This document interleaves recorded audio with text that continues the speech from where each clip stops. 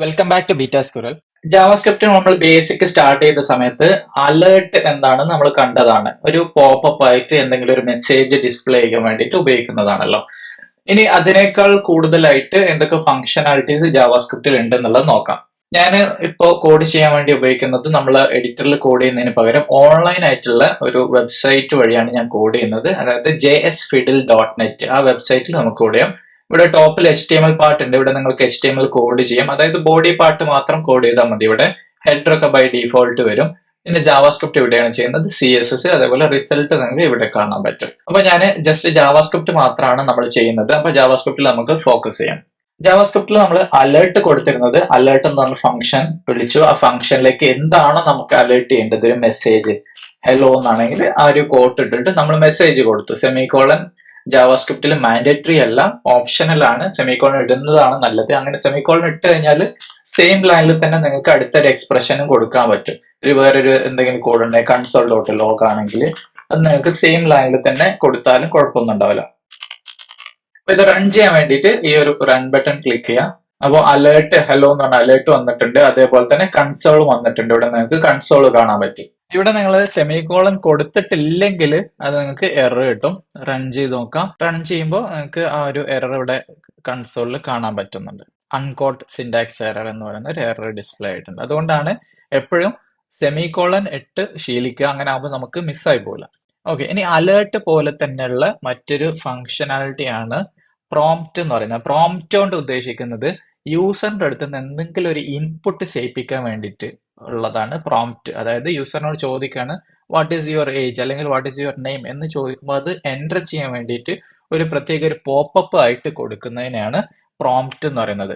അപ്പൊ നമുക്ക് പ്രോംപ്റ്റിലേക്ക് let name എന്ന് പറഞ്ഞിട്ട് ഒരു വേരിയബിൾ ഉണ്ടാക്കാം.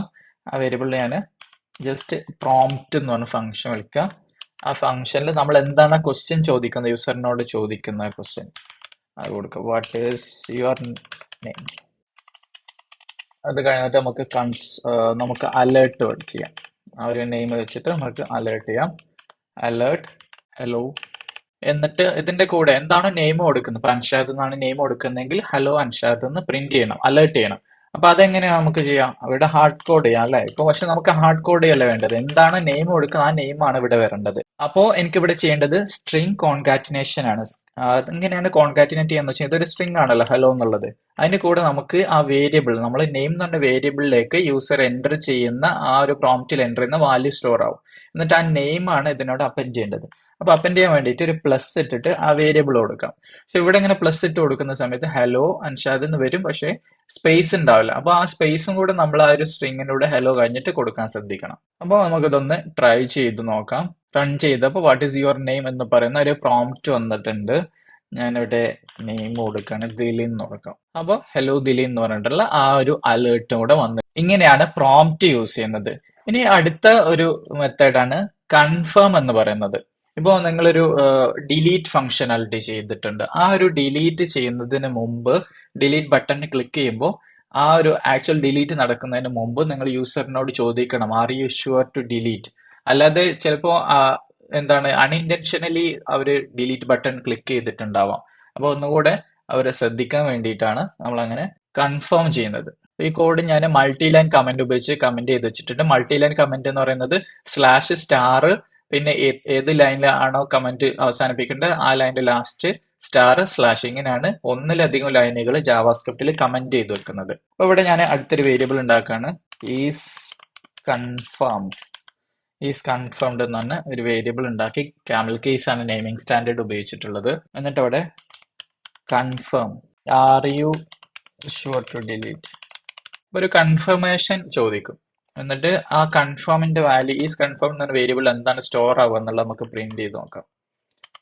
Console dot log. ഇവിടുത്തെ കൺസോൾ എനിക്കൊന്ന് ക്ലിയർ ചെയ്യണം.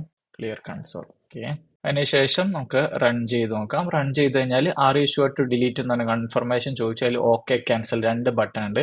ക്യാൻസൽ ക്ലിക്ക് ചെയ്ത് കഴിഞ്ഞാൽ ഫോൾസ് ആയിരിക്കും, അതായത് ഡിലീറ്റ് ചെയ്യണ്ട എന്നുള്ളത്. ഒന്നുകൂടെ റൺ ചെയ്യാം. അടുത്ത പ്രാവശ്യം റൺ ചെയ്യുമ്പോൾ ഞാൻ ഓക്കെ പ്രസ് ചെയ്ത് കഴിഞ്ഞാൽ അതിന്റെ റിസൾട്ട് ട്രൂ ആയിരിക്കും.